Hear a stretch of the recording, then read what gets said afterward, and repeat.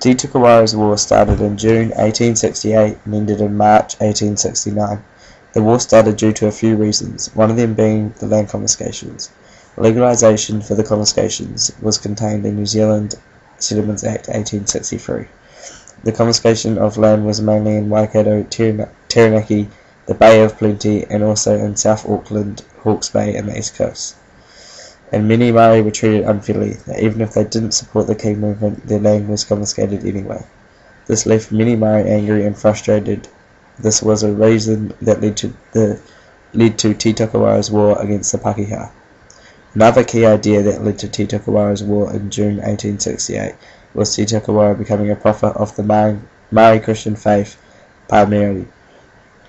After the death of the founder of Paimiri faith, Te Reuahumini, in 1868, the Paimiri faith played a big part in Titokowaru's resistance against Pakeha, as it tied in closely with the land issues, as the main idea of theirs was that Pakeha should be resisted. These were two of the main reasons Titokowaru changed his ways from peaceful resistance, as shown in 1867 when Titokowaru began to campaign for peace and held a series of large hui. He renounced his connection with the Kingitanga and called for peaceful resistance.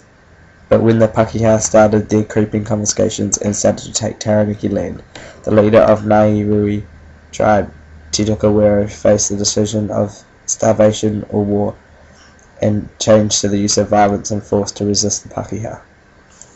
But Titokowaru had about 1,000 followers, and only 400 of these were warriors. This meant that Titokowaru's forces were outnumbered roughly 12 to 1. This meant that Titokowaru had to use guerrilla warfare and other strategies like mine tactics. He did this by sending letters to colonists saying things like, "My throat is always open for the flesh of man."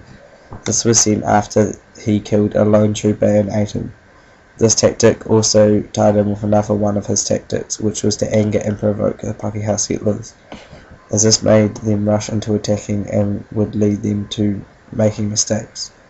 As well as the threat of cannibalism by Titokowaru, Titokowaru also raided settlers' farms, which put even more pressure on the Pakeha government to respond and attack. Titokowaru first had a major claim with Pakeha force on July the 12th, 1868, with an attack on Turuturi Mokai Rebel. This attack led to 10 deaths and 25 wounded Pakeha. The attack was believed to be a part of Titokowaru's tactics to provoke the Pakeha forces and lead the Pakeha into a war in the location of Titokowaru's choosing. This plan worked, and the Pakeha retaliated by attacking Titokowaru at his chosen location of Te Nangi Tua Te Manu. The Pakeha attacked on the 7th of September, led by Lieutenant MacDonnell. In this battle, Titokowaru fought against not only Pakeha soldiers, but also against Kupaka Maori, also known as friendly Maori by the Pakeha. These Kupaka soldiers were some of Titokowaru's biggest enemies.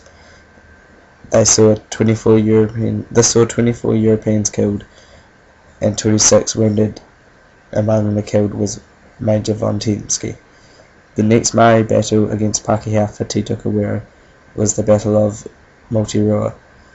Once again, Titokowaru used his skill in battle by building what looked like a weak pa. It led the Pakeha into underestimating the strength of it.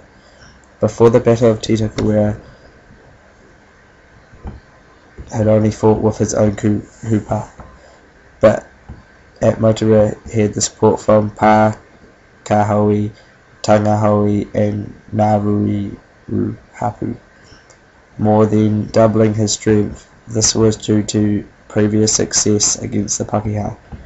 On November the 6th, Colonel George Whitmore sent his men in. Titokowaru once again showed his genius by holding his soldiers' fire till the opposition was within 10 to 12 meters of this was very effective and killed a lot of men. And by the end left 19 dead or missing and 20 wounded, and only one of Titokowaru's men was killed. With all Titokowaru's success against Pakeha forces, this took the threat of Titokowaru very seriously. There were even plans to evacuate the settlers all the way down to Wellington to protect them from this fearful warrior. Titokowaru's final stand against Pakeha was at the pa of Tanganaiki. This was a major turning point in Titokowaru's campaign, as Titokowaru was pretty much an unstoppable force, and the pa he had built was thought to have been practically undefeatable, as it was very well designed and built by Titokowaru and his followers. It was a diamond shape and contained rifle pits, trenches, a double stockade, and shelters.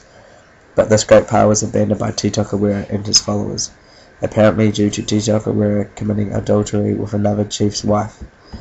This was the end of Titokowaru's campaign, but probably more important to him, he lost his very high level of mana. Although Pakeha may claim this as a victory, as they captured the pa, but really if you looked at the whole campaign, it was a major loss, and they were very lucky the Maori stuck strong to their beliefs, and will walk away from anything, no matter how well they are doing, if their mana is questioned.